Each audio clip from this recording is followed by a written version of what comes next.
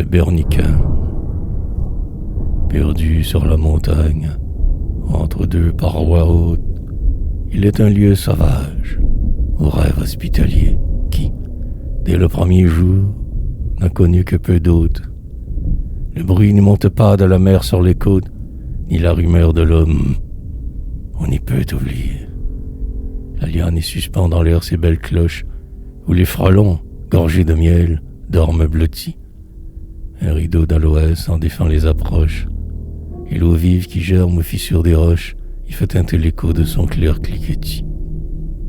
Quand l'eau jette au mont sa rose bandelette, cet étroit paradis parfumé de verdure, au devant du soleil comme une cassolette, enroule autour des pics la brume violette qui, par frais tourbillon, sort de ses profondeurs. Si midi, du ciel pur, verse sa lave blanche, au travers des massifs, il n'en laisse plus voir que des éclats légers qui vont, de branche en branche, fluides de diamants que l'une à l'autre épanchent, de leurs taches de feu semer le gazon noir.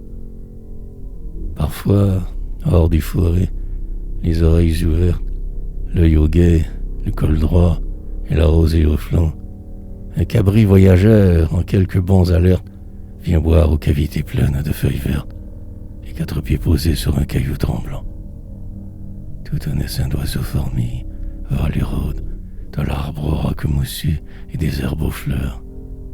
Ceux-ci trempent dans l'eau leur poitrail d'émeraude. Ceux-là, séchant leurs plumes à la brise plus chaude, se lustrent d'un bec frêle au bord des nids siffleurs. Ce sont des cœurs soudains, des chansons infinies, un long gazouillement d'appels joyeux mêlés, ou des plaintes d'amour à des rires unis. Et si douces pourtant flottent ces harmonies, que le repos de l'air n'en est jamais troublé. Mes larmes en pénètrent, elles se plongent entières dans l'heureuse beauté de ce monde charmant. Elles se sentent oiseaux, fleurs, eau vive et lumière. Elles revêtent arabe aux puretés premières et se reposent en Dieu silencieusement.